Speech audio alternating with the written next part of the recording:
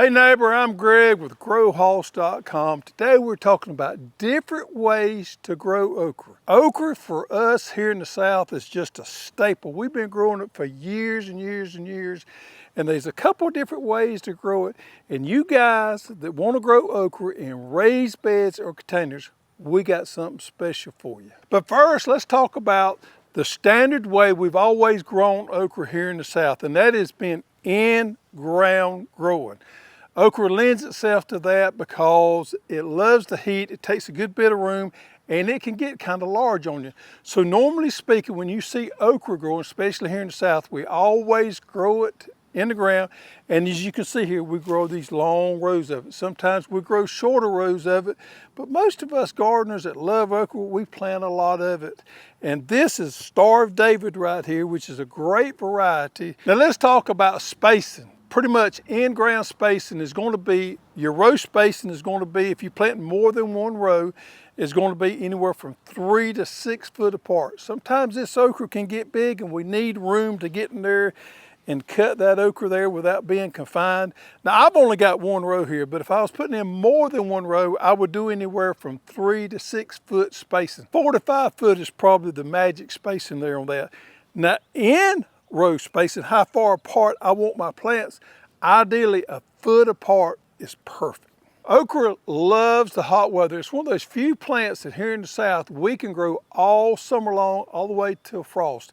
And we love to do that because we have a fresh supply of okra all summer long. But there's a few pests, and just a few pests we have to be dealing with on okra. The first one is aphids. Sometimes you will see green aphids or black aphids on your okra there. And if you see ants trailing up and down your okra vines, more likely you got an aphid problem. Those ants are an indicator that the aphids are really taking over your plants. Aphids can be relatively easy to control. Just about any of your insecticides, your organics, whatever, will take them out. You just need to get really good coverage. Second pest we have to deal with a lot on okra, especially when it starts producing, is stink bugs or true bugs. And they just look just like a stink bug does. And they will sting the pot of the okra and cause little bumps on there. Now they are a little bit harder to control because they're not considered a soft body insect. So normally you have to treat with more synthetic type chemicals. The one we have that we recommend is takeout. You have to get really good coverage.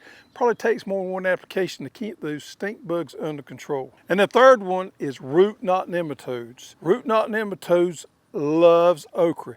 And if you plant your okra and you got a nematode problem there, and more likely you will at some point, you'll start noticing when your plants get big, they'll start stressing, they'll start wilting, and you'll start losing a plant occasionally. Root knot nematodes can be problematic in the garden, but especially on okra. And the way to handle that is to have good rotation and never plant okra back in the same place twice, and always plant your okra where a crop was that the root knot nematodes do not like before. And there's several cover crops or zinnias that you can use to plant before the okra so that you don't build up a root knot nematode problem and affect your okra plants. So that's really not that bad. That's just 3 major pests that we have to deal with. Besides that, okra is easy to grow.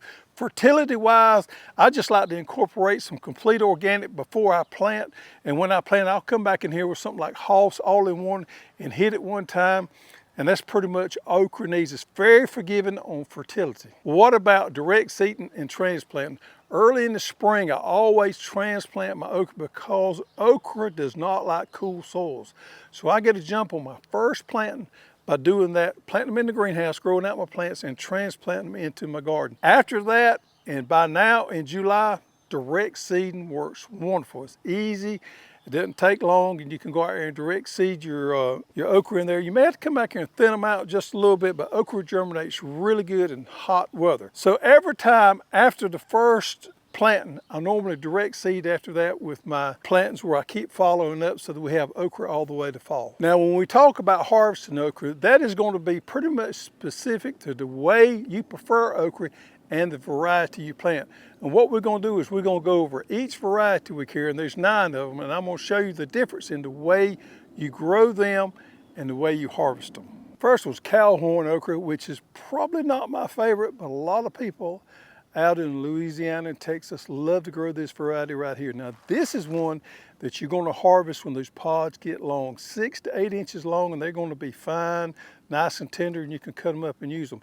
It's one of the unusual varieties that we cut long okra. This is an old heirloom variety that is popular in particular regions, but not necessarily here in Georgia. Jing Orange is one that came out just a few years ago, and this is one of those orange okras. I don't plant this a lot, but I do plant it every now and then. It's got a wonderful name here, but the orange okras are very unique. And if you want to plant a more of a novelty type okra, this is a good one right here. Now, red burgundy here is one of my favorites as far as a red okra goes. I grow this one more than I do any other of the colored okras. This one right here is really nice because you can let it get a little bit longer, 3 to 4 to maybe even 5 inches to cut it. It's still tender. It normally makes a nice consistent pod, and it lends itself well to pickling or canning or anything like that. It's productive, not the most productive variety out there, and of course it turns green when you cook it, but I love red burgundy okra. Emerald green okra, velvet okra is not one that I grow a lot, but a lot of people love it. It does make a longer pod and it stays tender a little bit longer, not as much as the cowhorn. But this is an older variety here that a lot of people grow. It's got a little different look to it than some of our standard okras, but it is a great variety, and of course I think it's an heirloom as well. Silver Queen right here is another one of those that you can get by with, letting it get a little bit longer in the 4 or 5 inch range before you harvest it. It's an older variety. It's a real sleek pod. So it's got a little bit different look to it. It's got a more paler green to it here. Very popular older variety as well. And here's Clemson Spineless here, the most popular okra that there are out there. This is a good one right here. For your first time growing okra, this is not a bad one to start with. It produces really good. One of the problems I got with this right here is the stalks get so big. The next thing you know, you'll be over your head trying to pick your okra. It's very vigorous, grows well, does good, easy to grow. You can also pick it up to 4 or 5 inches and it stays fairly tender. Anything beyond that, it starts getting really tough on you. Now, Jambalaya 2.0 here is the variety you want to grow if you're going to sell okra at a market, or you're going to want to produce a lot of okra. This is the biggest producing okra we got here.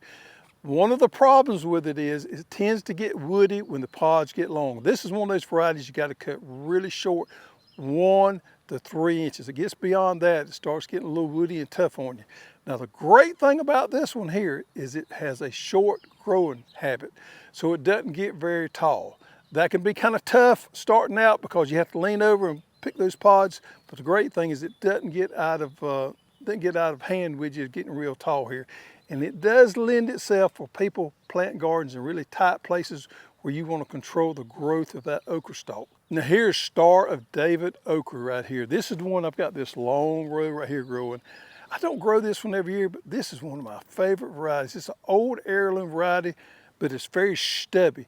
This is probably the best frying okra they are out there. It produces really good. And I guess I'm just crazy about the shape of the pod because it's so unusual. It's a good producer, not the most productive variety out there, but an old heirloom variety that I'm just kind of partial to. All right, this variety right here is the one I'm most excited to share with you today. For you guys that love to plant and raise beds and containers, you don't have a lot of room, you too can grow okra. In the past, we always thought you had to have this big garden to grow okra. But folks, we've got a variety here called Green Fingers okra that was designed for raised beds and containers. It doesn't get very big. It is a dwarf plant. The okra's not dwarf. The plant is dwarf, stays in place there, doesn't get out of hand, and it's ideal for growing in containers and raised beds. Now this is one of those raised beds that you can buy at Home Depot or Tractor Supply here.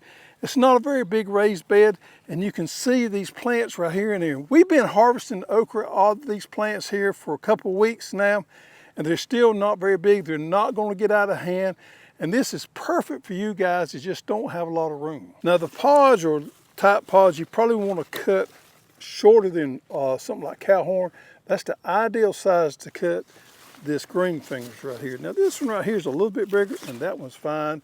But if it gets much larger than this, it may start getting a little tough on you. So it is one of those varieties we want to cut fairly short here. Very productive, very easy to grow. So regardless of what kind of garden you got, if you got a big garden where like I got my Star of David up there, I must have a 60-foot row of that. Or you got a smaller garden. This right here is a 30 by 30 and I got a 30-foot row of red burgundy. Or you container garden, raised bed garden, the green fingers is ideal for you. So okra loves the heat. It's going to thrive all the way to frost. So if you got plots coming available where you had squash or other spring or early summer crops that's died out and you need to replace it with something, okra is a great choice for that because it will grow all the way to frost and it will give you plenty of okra to cook and to give away.